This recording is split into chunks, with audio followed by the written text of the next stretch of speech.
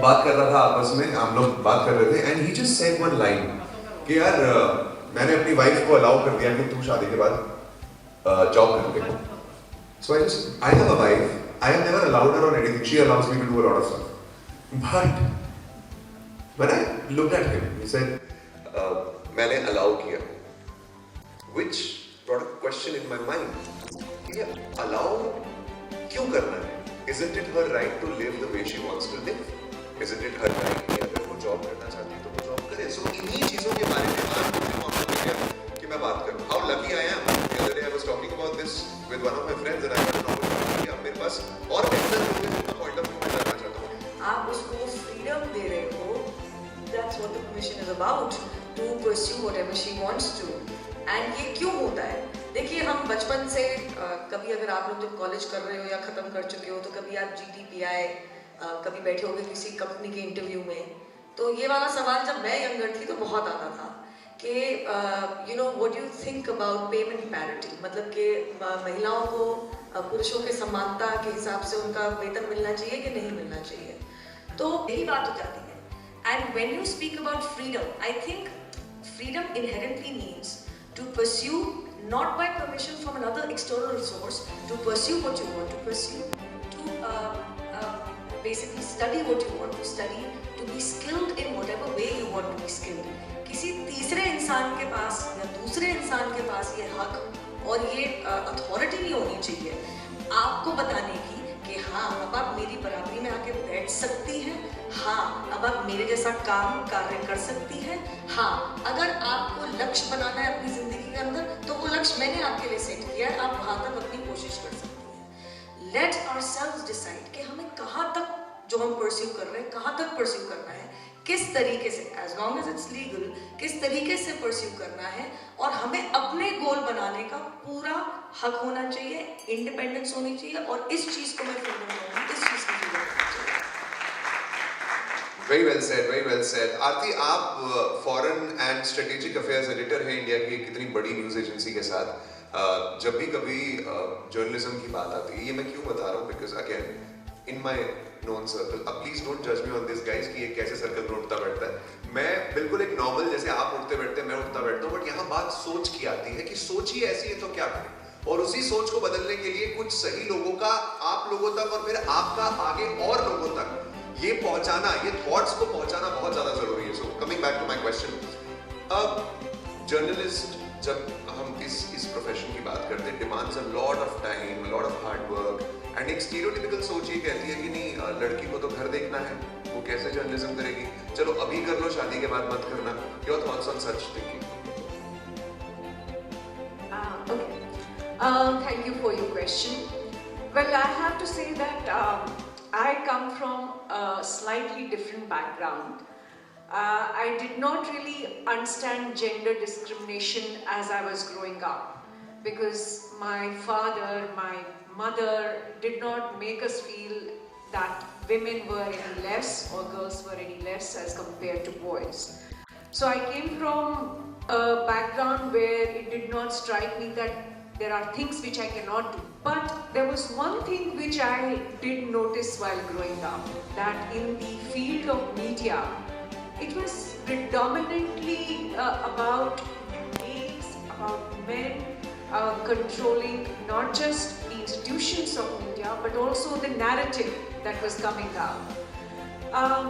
And I would say that I think the best thing that really happened in the 80s, and also because of the fact that Indira Gandhi was a prime minister, a female woman prime minister at a time when the rest of the world was still not really aware about gender parity, or was not even interested in giving that parity to their own women.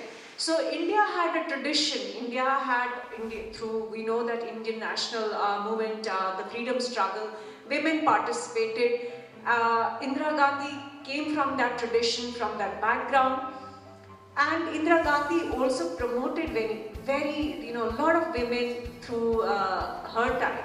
I became a beneficiary of that change that happened during that time. That's why I think one of my earliest sources of inspiration was Nalini Singh. She was on television as a journalist. She was going out and interviewing people. And for me, the biggest inspiration was that she was going out and interviewing militants and terrorists in Kashmir. And that really changed my outlook, that there are things that women can also now do.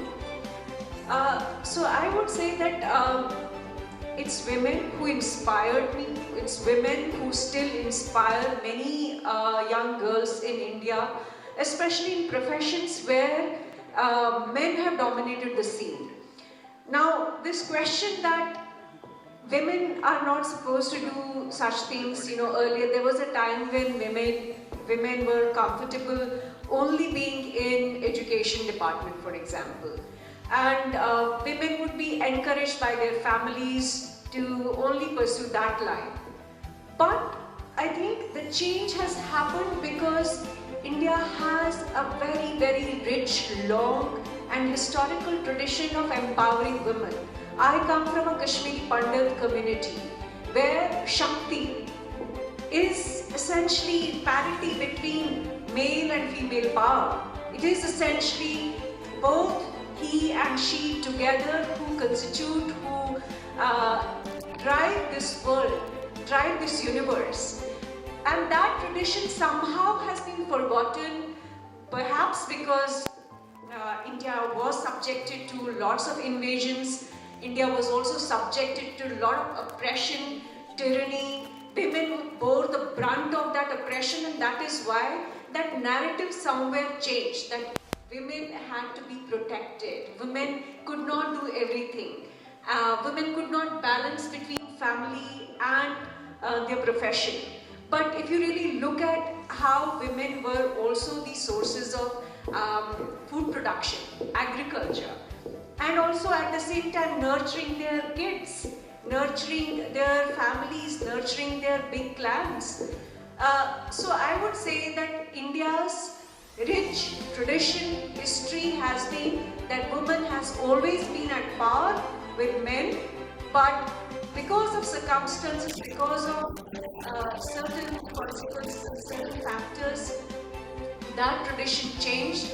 I think the modern Indian woman is going back to her tradition, going back to her roots, where she was as powerful as the man, and therefore I don't see now women entering into media industry and seeking the same position as man, and also at the same time balancing her family life. I think it is very much possible, and it should not obstruct or discourage women from entering these fields where men have dominated the scene.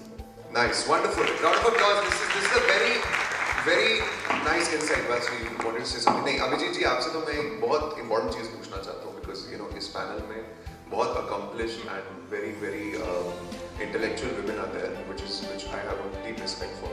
But I want to ask you here, एक आदमी के लिए कितना ज़्यादा ज़रूरी है इस वक्त में ये understand करना कि अगर उसको घर में एक दिन का काम करना पड़ रहा है कि उसकी वाइफ कहीं इंटरनेशनल ट्रैवल पे है या जॉब पे है या मीटिंग है या वाइफ की भी कॉल हो सकती है, how important it is to educate men to understand that your machoism is not going to go down if you go and do a household work. Your thoughts on that?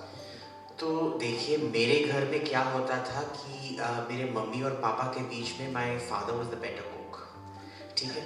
वो धोबी का काम भी बेहतर करते थे, मम्मी तो कभी करती भी नहीं थी। तो इस घर में तो कोई भी ये ऐसे प्रॉब्लम नहीं था। तो आप शायद गलत प्रश्न पूछ रहे हैं मेरे से, पर हिंदुस्तान में अगर देखेंगे, जब हम विमेंस राइट्स के बारे में बात करें, दो किस्म के कॉम्प्लिकेशन बनते हैं। अगर आप देखेंगे, ये जो विमेंस एमेंसिपेशन हुआ है, ये तब से हुआ है जब से इंडस्ट्रियल रेवोल्यूशन शुरू हुआ है, समटाइम अराउंड द 1700s, पर असली में 1900 से ही शुरू हुआ है। और ये क्यों है? क्योंकि मर्द का बस एक एडवांटेज है, और एक एडवांटेज के सिवाय और कोई भी एडवांटेज नहीं है, that they are physically stronger than women. So when you had back-breaking labor, there was a certain logic to this, but once you industrialize, ये logic goes out of the window, ठीक है?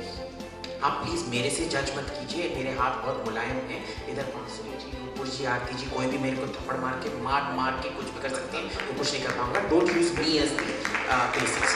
ठीक है, वो दूसरी बात। तो हिंदुस्तान में क्या है, we are not a fully industrialised state.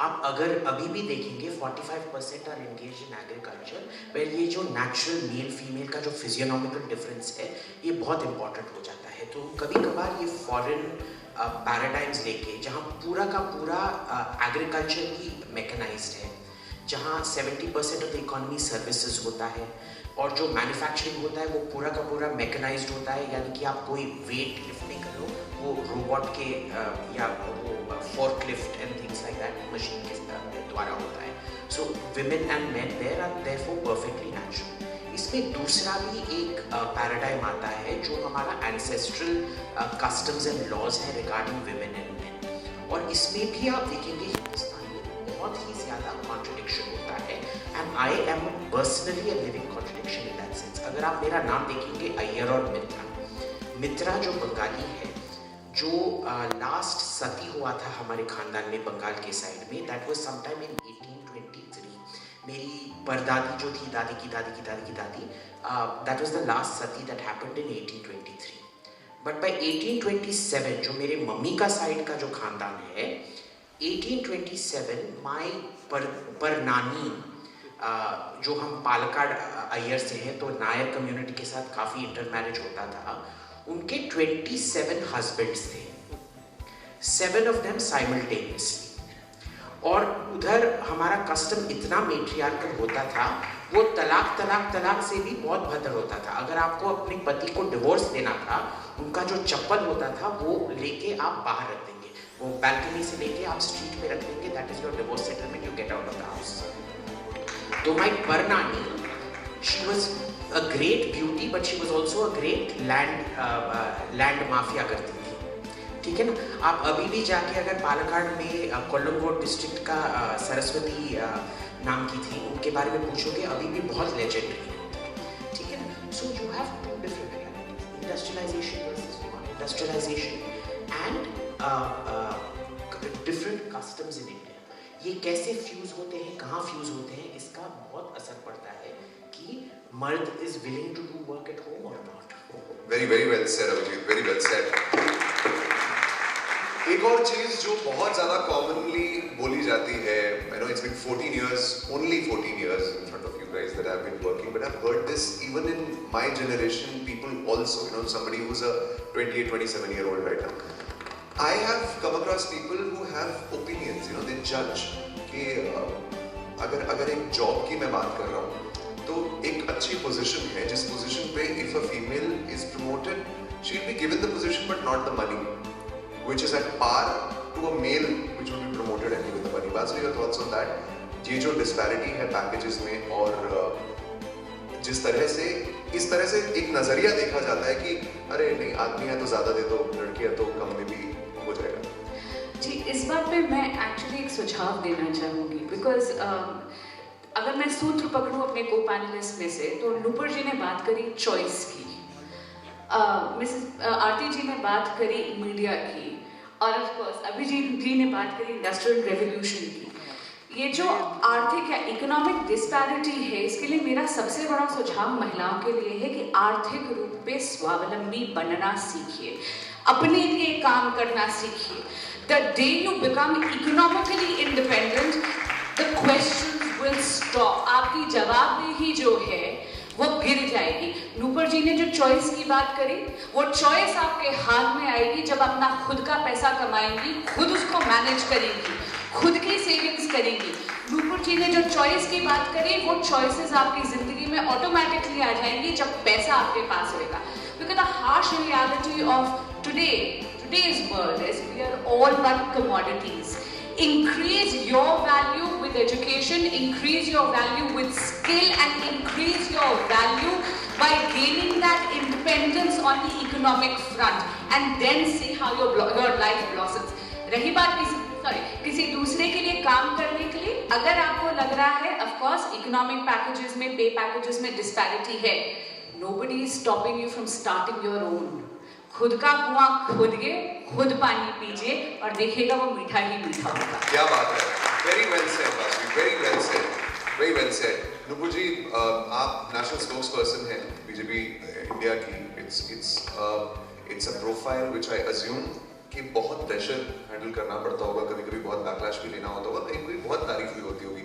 अब यहाँ पर एक और जेनेरिक जजमेंट जो पास की जाती है, अरे लड़की है, नहीं इतना प्रेशर नहीं हैंडल कर पाएगी, काम करो ये काम किसी आदमी को दो।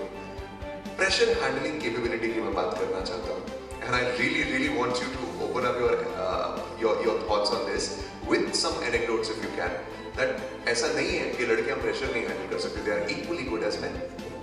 नहीं, जजमेंट इस पे पास नहीं होता कि प्रेशर हैंडल नहीं कर पाएगी। इनफैक्ट बासुरी है और इनकी लेट मदर की पीठ सुन रही है।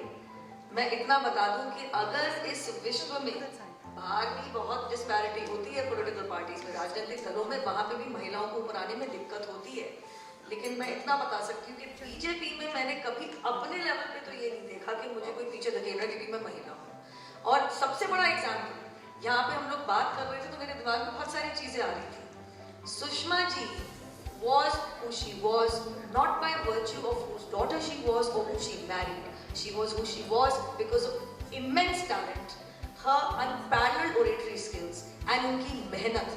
आप आज भी, हमारा देश 140 करोड़ लोगों का देश है, आज भी आप हमारे देश के अंदर, मैं इसलिए नहीं कह रही कि पास यहाँ पे, मैं हमेशा ये कहती हूँ, मेंटेन करती हूँ कि उनकी जैसी महिला नेत्री हमारे को मर्दों में भी ढूंढ के दिखा रही है।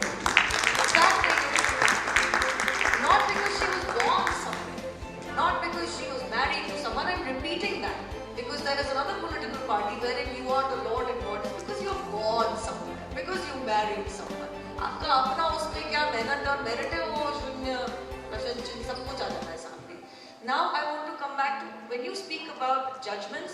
Judgments are not passed कि प्रेशर हैंडल नहीं कर पाए। अरे प्रेशर हैंडल करने लायक समझा, 30 साल की उम्र नहीं थी, मेरे को मुख्यमंत्री के सामने लड़वाया था।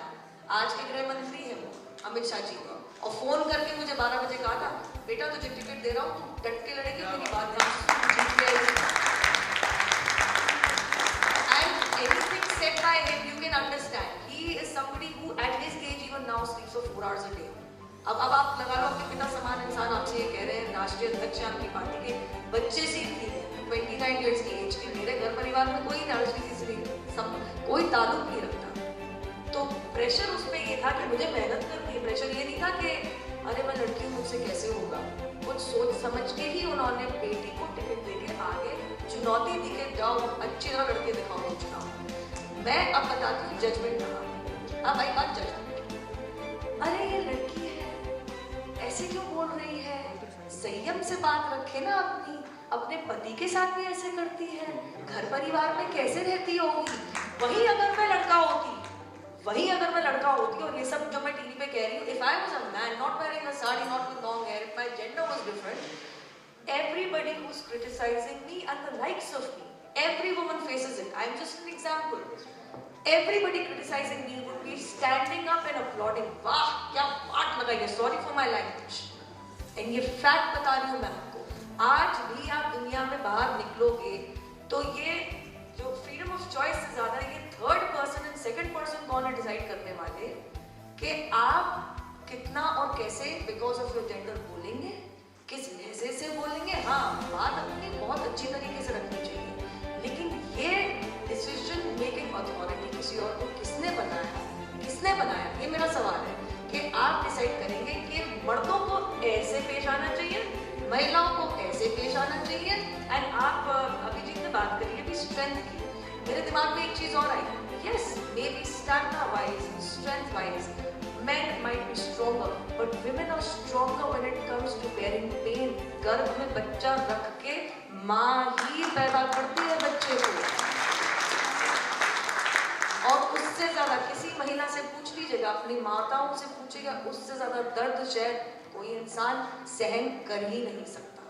तो अलग अलग रूप में हमें बनाया हुआ है, लेकिन ये कह देना कि भैया औरत है नहीं कर पाएगी, महिला है नहीं हो पाएगा, ये किसी और को किसी ने हक नहीं दिया। मैं बिल्कुल बांसुरी से बिल्कुल इस चीज में एग्रीमेंट पे हूँ। हाँ, अपने आप को आप सशक्त और इस लायक बना दो कि आपको किसी दूसरे तीसरे की कहीं बात का और उनके जजमेंट की चिंता ना हो। आप अपने लेवल पे इतनी फाइनेंशियली इकोनॉमिकली इंडिपेंडेंट है कि आप आगे अपने करियर को, अपनी लाइफ को जिस तरीके से परस्यू करना चाहते हैं, जीना चाहते हैं, आप जी सकते हैं। वाह, बहुत बढ़िया। Louder round of applause on this please. ये बहुत इंपॉर्टेंट पॉइंट्स हैं और ऐसा नहीं है कि आज हम ये बात कर रहे हैं तो इस कमरे में बात हो गई, चलो हो गया, अच्छे पॉइंट्स आ गए, आपने तालियां बजा ली, खत्म हो गया। नहीं, you have to make sure that the ideologies, if you are agreeing to something, you have to make sure that you adapt it in your life and then tell people to adapt it, because एक से भले दो, दो से भले तीन और वही वाला process होता है. That is why such panels are made, that is why these thoughts are exchanged. Okay, before I conclude this complete discussion that we have done with some amazing points, आपसे start करते हैं आरती जी. One message that you really want to give all the women out there.